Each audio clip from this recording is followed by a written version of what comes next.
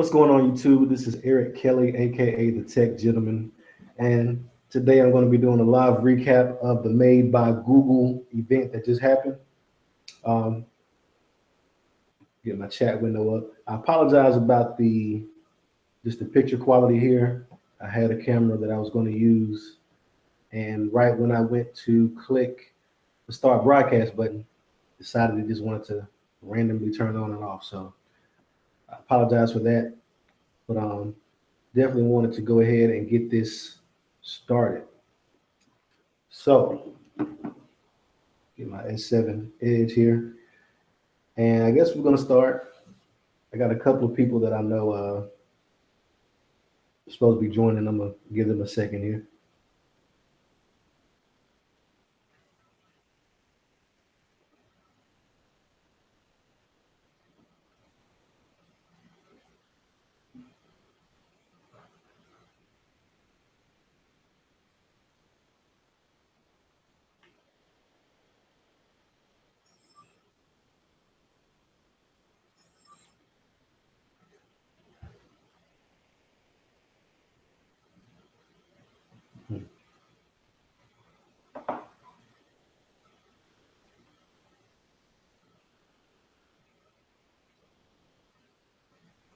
All right, all right.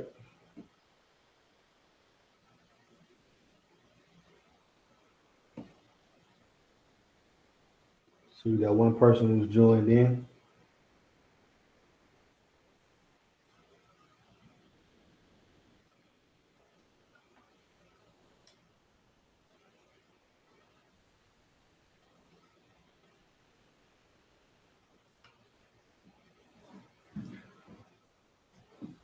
So who we got who's joined in already?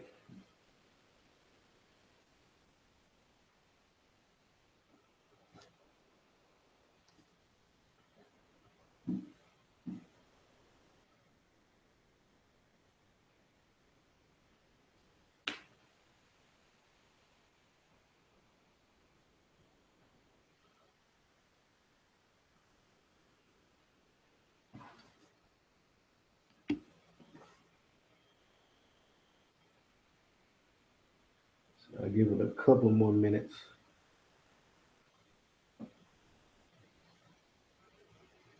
I was a little late getting the invite out. This is my first time trying to do a live stream since they switched over from Hangouts on air to YouTube.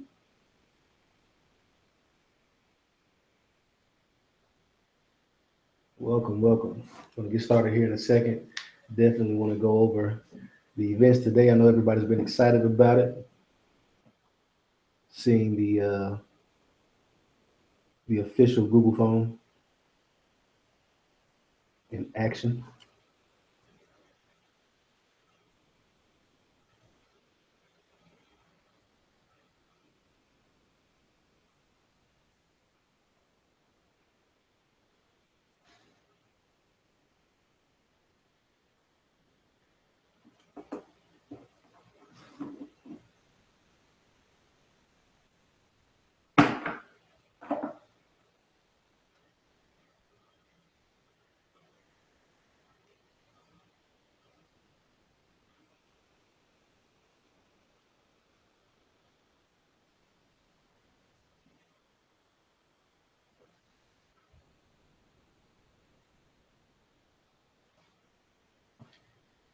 So who's my one viewer I got in here? Let me see in the chat.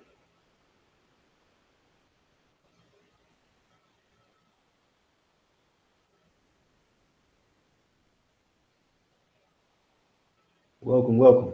If you could, whenever you get in, just go ahead and drop your name in the chat just so I can know who I'm talking to. And if you guys got any questions or comments, hit the chat up definitely.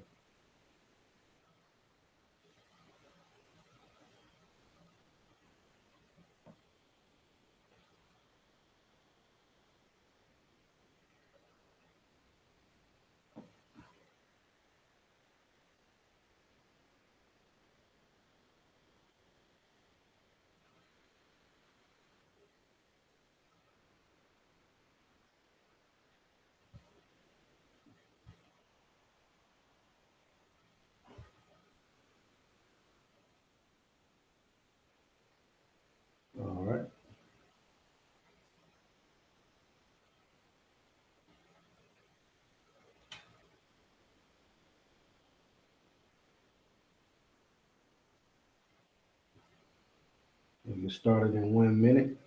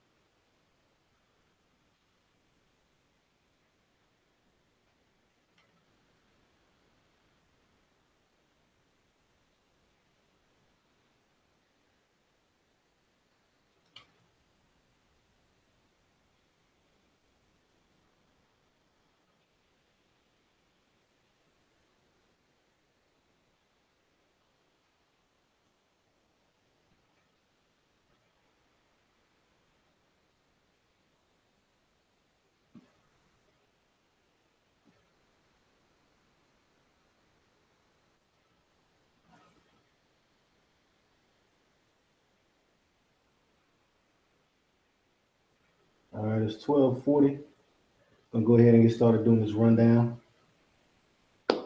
All right, so the day everybody been waiting for, especially with all these leaks going on.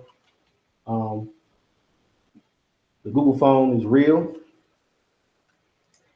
Uh, Daydream is real. Google Home is real. And we kind of got to see Google's plans and their expectations for this new platform. So, they've had the Nexus program in the past, but now they're actually delving more into making specific hardware from Google. So if you've heard anything about HTC's partnership in this project, it differs from the Nexus program in the past because now HTC is sort of just like a manufacturing arm.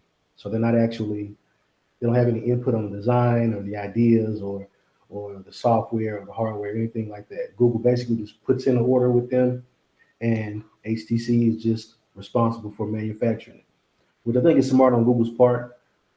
They definitely don't have the manufacturing prowess to meet what they say their goals are, which is to kind of give their flavor of Google and their merger of hardware and software to everybody. They don't have the manufacturing experience to do that or the facilities in place. And I think that's smart for them to go with HTC. HTC isn't really going to put up much of a fight. They're not going to have many demands. They're just trying to make some money right now. So checking my chat.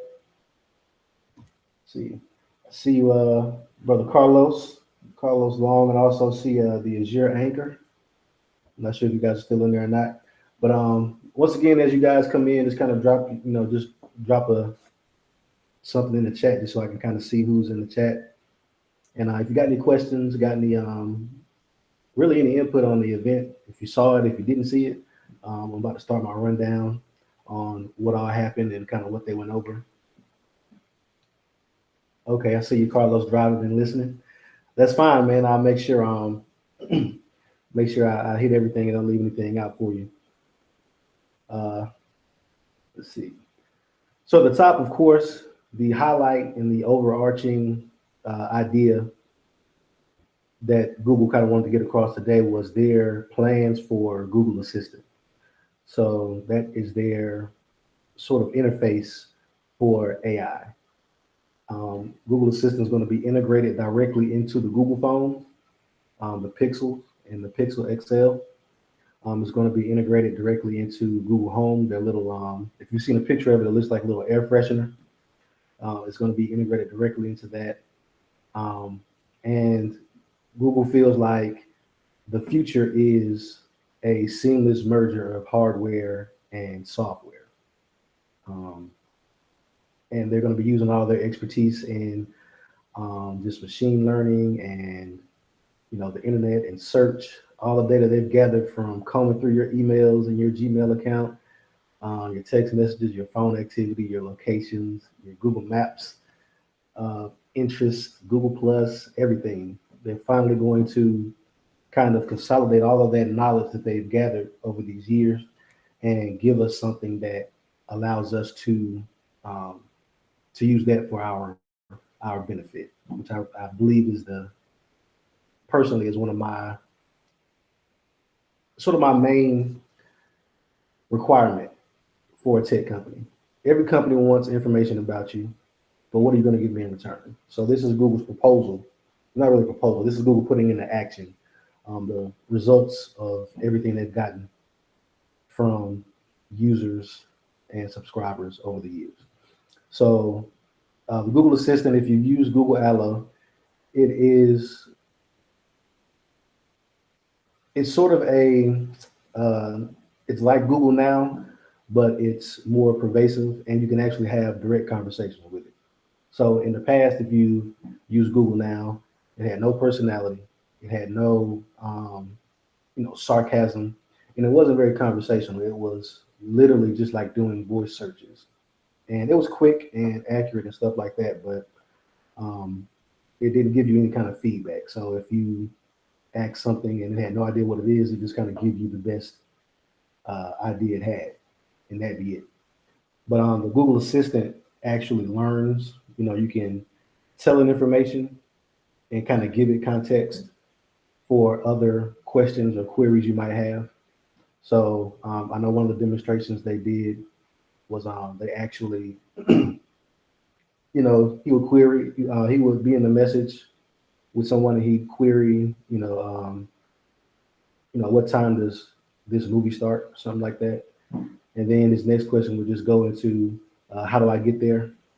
And so it's able to use just that stream of conversation to know, like, well, his previous question was he asked me about a movie, and now he wants to know where it is, where the location is. And that's something that's been able to do for a while, but just the conversational aspect and also the way that it delivers you information. So it can actually search through all the Google properties now. So Google Assistant can actually show you pictures from your Google Photos account. You can say, show me pictures from October. And it'll pull up pictures right there in the thread. And that's pretty cool because Google Now is able to do that.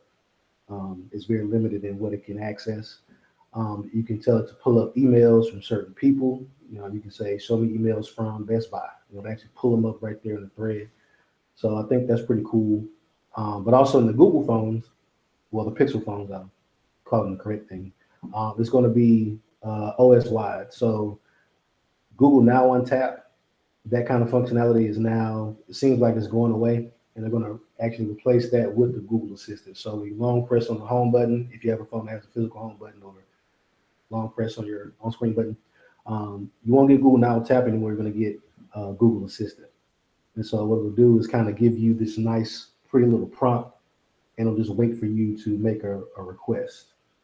And it'll actually give you sort of cards as your response right there over whatever application you're in or whatever you're doing, which is pretty cool because you used to have to go to Google Now to do that, to get that type of response. So that's pretty cool.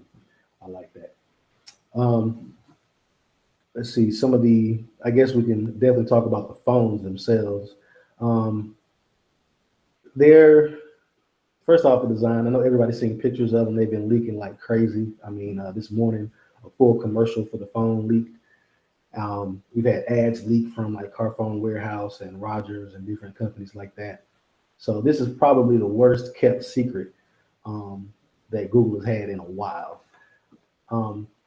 But yeah, as far as the design of it physically, I don't know. It kind of reminds me of an HTC A9, which I wasn't very impressed with, especially being an Android user. I don't want anything that looks like an iPhone. So if it looks like an iPhone, it's an automatic turn off. And while this is different, especially if you're used to seeing phones, you can notice the little nuances, little details and stuff like that. But it just looks iPhone-ish to me. Not really impressed with it. And the colors that they've chosen, I know Verizon is going to have this, deep blue color. It looks kind of cheesy.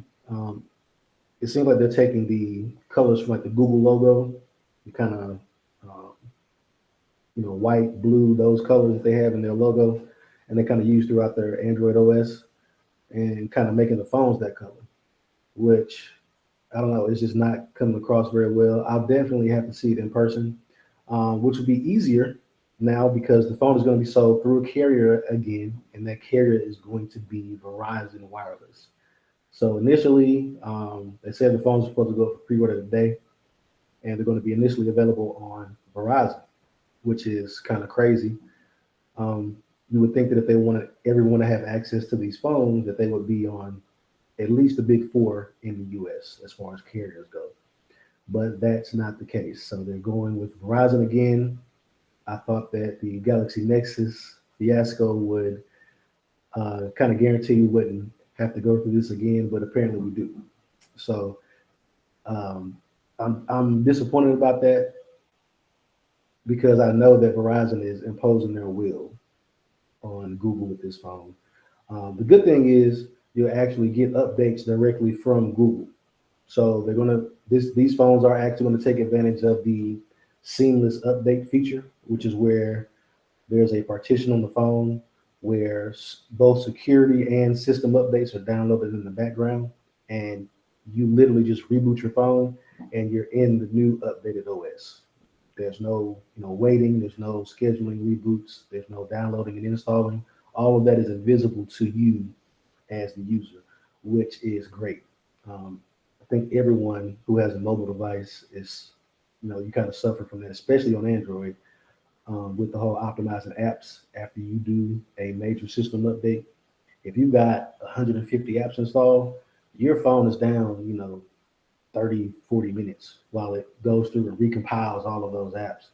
So that's definitely something that a feature I hope rolls out to other devices that aren't just Pixel devices. And I don't think it will be any that are out this year. I think it will have to be kind of baked in from scratch. So maybe the S8 might have a feature like that. I don't know. But yeah. So as far as the design of the phone, I'm not really impressed with them. 5 inch and the 5.5 inch. Like I said, I still have to see them in person. As far as specs go, um, they did the best they could. The camera, which is usually the bane of any Nexus user's existence, except for the 6P and the 5X, those have pretty decent cameras. They're touting this as having the best camera um, ever on a smartphone, which is a big deal because Google has always talked about photos, and we work so hard on our cameras, and you get them and they look like finger paintings, or the camera app. So it's really the camera software is where Google has struggled the most.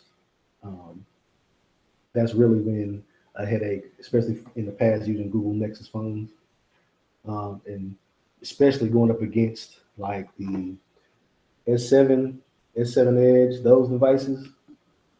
You got to come with it as far as the camera goes. And the app, tap the button, it takes the picture, it takes a good picture. I know that's difficult to do, but at these price points, they should be able to afford processing software licenses to where they can have some decent post processing on these photos.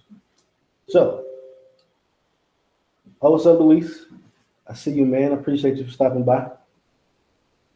Um, but yeah, so the camera's supposed to be great. The screens, I've been looking and I haven't been able to see anything definitive because on the slide they showed in the keynote, under screens, it just said HD AMOLED. So I'm curious to know if that is, they were just saying that to cover the smaller version and the larger version, or if they're both going to have 1080p screens. Um, that wouldn't be a killer, but just at the price point that they're selling these at. So the smaller one is starting at 650. The 5 inch, 32 gigs of storage is starting at 650. And that number goes up to 750 for the 128 gig. And for the even bigger one, the base price of that, this is crazy. The base price of the 5.5 inch Google Pixel phone is 770. And that's for 32 gig. That's the Pixel XL. And it goes all the way up to 870 for the 128 gig. Now, if you match, if you compare apples to apples, you pull out an iPhone that's at 128 gigs, you pull out any other phone that's offering 128 gigs, that's a flagship phone, and you know you're going to pay more than that price point. But still, it's a very high price point, very high, especially for a phone that no one's ever heard of. Um,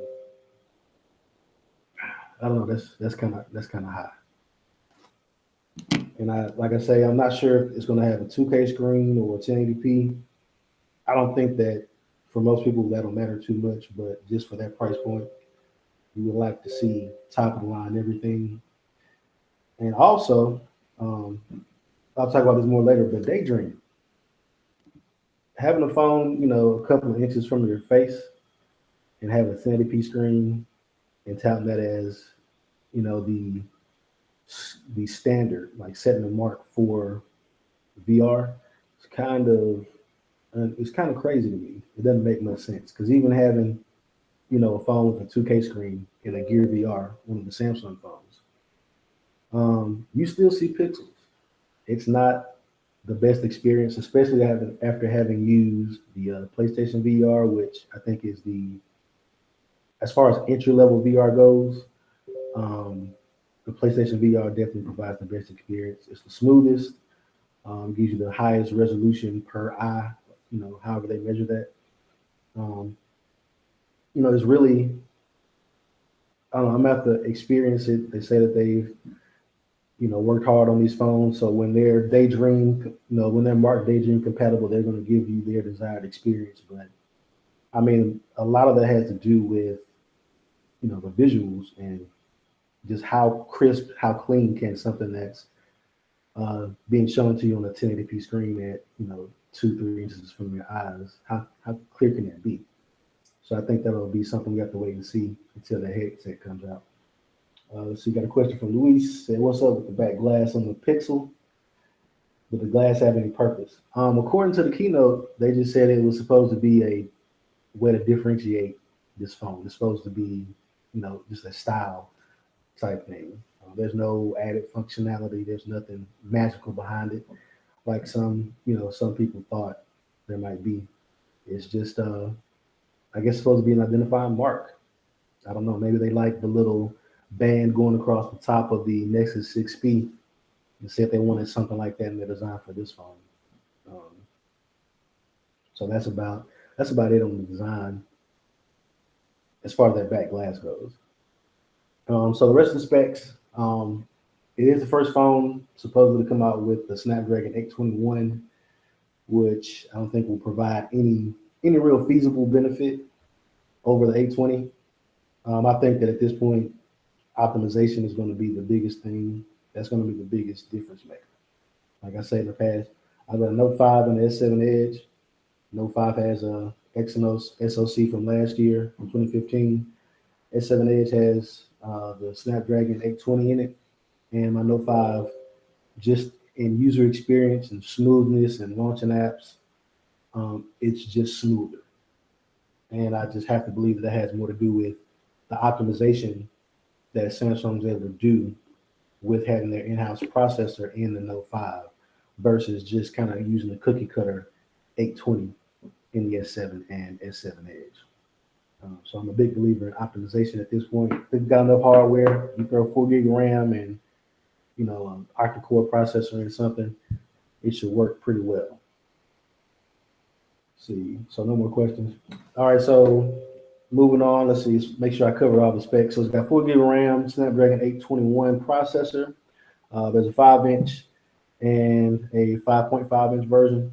And let's see. Okay, so I'm checking my notes here. The 5.5-inch version does have a quad HD screen, so that one will possibly be a little bit better for VR, for the daydream experience.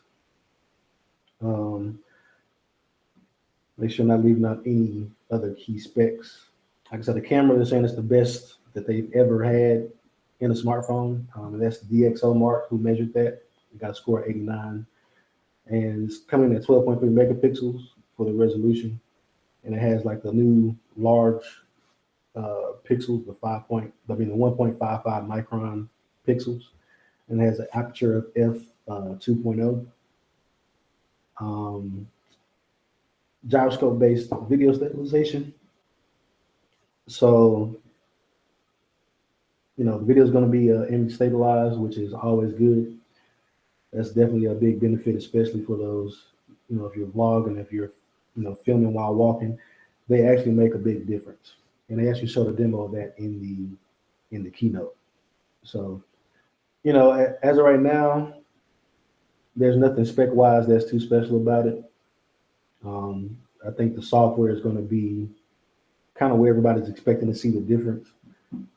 This phone, it's pure Google. This is actually a different version of Android that's running on the 6P and the 5X. So this isn't. I think they're running like straight up 7.0 or 7.0.1 or something like that. And this is going to be like a Google optimized version. So it's going to have different tie-ins, like it has Google Assistant built right in. So you press the home button, you get Google Assistant instead of Google Now on tap, which is an integral part of the OS, and also the background updates. So this is a different version of, not a different, version as far as 7 or 7.1 or 8, but just a different iteration of Android Living. So it's 7.0, but it's not the same. It's not the same exact system image that's on a Nexus device right now. So I'm really hoping for some crazy optimizations as far as battery life and as far as smoothness and fluidity from this project with Google, because that's really going to be the only benefit to buying something that's directly from Google at this point. Like I said, hardware, as far as the specs, nothing special really. Design, either take it or leave it. I think there are definitely some prettier phones out there, with the S7 Edge in silver being one of them. Minus the fingerprints. But yeah, man, I think that's it for the hardware. Of course, the next big thing they talked about was Google Daydream. So they brought out their little velvet covered headset, and they kind of hyped you up, and they're saying, we've spent all this time researching headsets, and we've gotten customer feedback, and they just look crazy. They don't look good and all that stuff. And you're going to come out with some new slick design, and really it looks like a Gear VR wrapped in velvet or denim or something like that. And they talk about having consulted with fashion designers on them, so you can get them in different colors. There are 3 different colors. There's like a gray, like a white, and a purple color. So I think that their goal is for you to really, kind of use this out and about somewhere. I don't know, because I don't really care how silly I look at home, especially when it comes to VR. Um, I don't know. I don't know if that's really going to be compelling. I think it's going to be the experience and just um, how seamless it is to use it. I have a Gear VR at the house, and it's collecting dust. One big reason is because it doesn't have a controller. So them including the controller is definitely a big selling point for the experience, because there are a lot of things that I just can't do, a lot of games and just experiences on the Gear VR that you can't even run because it says requires controller, which makes sense if you want to have a more immersive experience.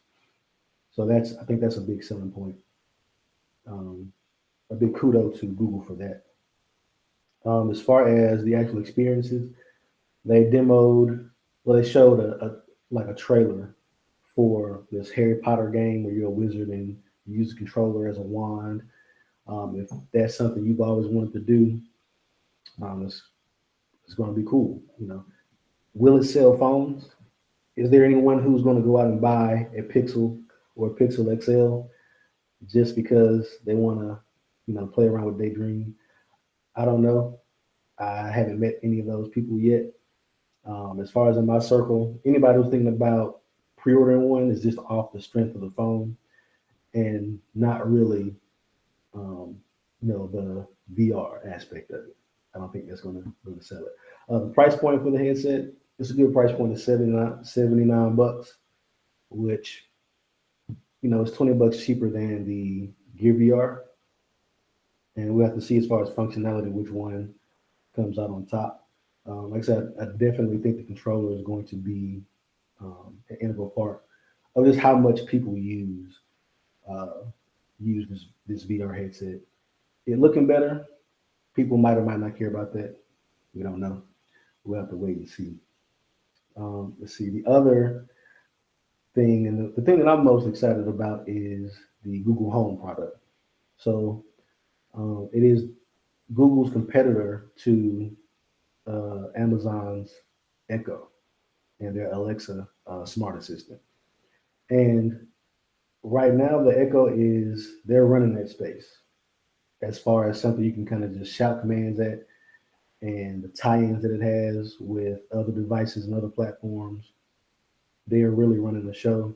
But the thing that I think more people do on the regular, which is play things on your TV and playing music, um, they're doing that. I think that there are more people doing that through Chromecasts than Amazon Fire Sticks or Fire TVs, and also the fact that um, the new Vizio TVs that have just come out this year all are have built-in Google Cast targets. So if you have basically it has a Google Chromecast built in, so you'll be able to send pretty much any app on your phone that has been cast enabled. You can just send it to the TV with no issues. And the benefit of that is the best app you're going to have is going to be on your phone. The apps on your TV are going to suck simply because if I'm a developer, I'm not worried about patching the app on your TV. That's not really what I'm worried about. It's cool if you have one, but that's not where my time and energy and focus is going in. The best app, if the best YouTube app is going to be on the phone, all right.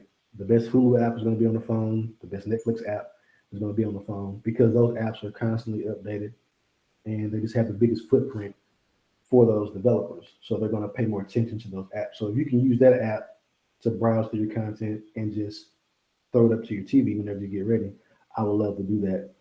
And so what the Google Home device is going to let you do is basically slap a voice guided interface on top of that. So instead of having to whip out your phone, you can just actually tell the Google Home uh, device, like, hey, play, play Luke Cage in the living room. And so you've got your Chromecast name or you got your TV name, and it goes out and fetches that, and it's tied into your Google account. And if it works the way that they've advertised it, I think that that is really going to put pressure on Amazon simply because they just don't have the they're running the smart home assistant air freshener style assistant space right now, but they just don't have um, the tie-in to TV the way that Google does right now. And it's so funny because all day today I've been getting emails and notifications from the Amazon app like, hey, buy Alexa. We got a new, smaller, cheaper Alexa. It's only $50. I mean Echo. Buy the Echo. Got a smaller, cheaper Echo. It's only $50. Go ahead and order through Amazon today. They know that the home's coming out and it's going to put pressure on them because Google has the back end already developed. The Alexa does a lot of things and it's constantly being updated. You can call an Uber, you can order Domino's through it and all this stuff. But Google's going to come in with a big uh, foundation already laid, especially from a voice recognition standpoint and a voice search standpoint. Doing contextual search, having that AI in the background that's able to figure out what it is you want, and also they're tied into all of your services. If you're, it just has more potential off the bat. So if you're using Gmail and you're, subscribed to YouTube, and they just have so much more information about you. They have your calendar. They have Google Play Music. So you're able to easily tie that into your life and really just use it to access stuff you use anyway. Whereas with Amazon, if you were to get Amazon Echo and they're like, oh yeah, you can only use, maybe Spotify and Amazon's music app for playing music. And it's like, I don't use that though. That's not my main source of music. You have to figure out how to fit into your life. Whereas with Google's Google Home device, it's already there. Most people are already using some Gmail account. They're already using, Google Calendar or something like that. Definitely using YouTube. So, and especially if you have Chromecast been selling like crazy. You already got something that can give you easier access to content on your TV, which is the screen that everybody wants control over. Apple wants control over it with their Apple TV. Um, Amazon wants control over it. But nobody's been able to really give you kind of like a one-stop solution, which this one won't be, because you'll still need to, pay for the services. You still need to pay for your Hulu, your Netflix, and things like that. But just as far as being able to access those as easy as possible, this seems like it's going to be a winner right now. So you're checking the chat. Don't have any more questions in the chat right now. And so, I don't know, guys. Definitely hit me up. Let me know what you guys think, or what you guys thought about the event. See if there's any more news. I'm going to try to do more news type coverage, simply because, getting a hold of devices and waiting until that time comes to do videos just isn't, it doesn't happen often enough, especially now. All the big phones have come out, so it's going to be a device kind of, it's going to quiet down as far as hardware goes. So I got some new segments that I want to do that are kind of more instructional. Let's kind of give you guys more insight into, how I use my devices and things that I use them for. My wife actually had that idea, which I think is great. Sort of like show you guys my, my trade secrets as far as my devices and my tech and what I use them for, and things that I've, problems that I've solved with those devices. But all right, Carlos, I'll talk to you later. Appreciate you for stopping by. And I'm gonna go ahead and wrap it up. There are no more questions about either the Pixel devices or Google Assistant or Google Home. And yeah, I think I'm gonna go ahead and sign off. So hit me up on Twitter, on Instagram, on Google Plus. I'm on there. Hit me up in the comments. I always reply to everybody who asks questions, or even if you just make a comment, I'll hit you back up most definitely. But until next time, guys. Peace.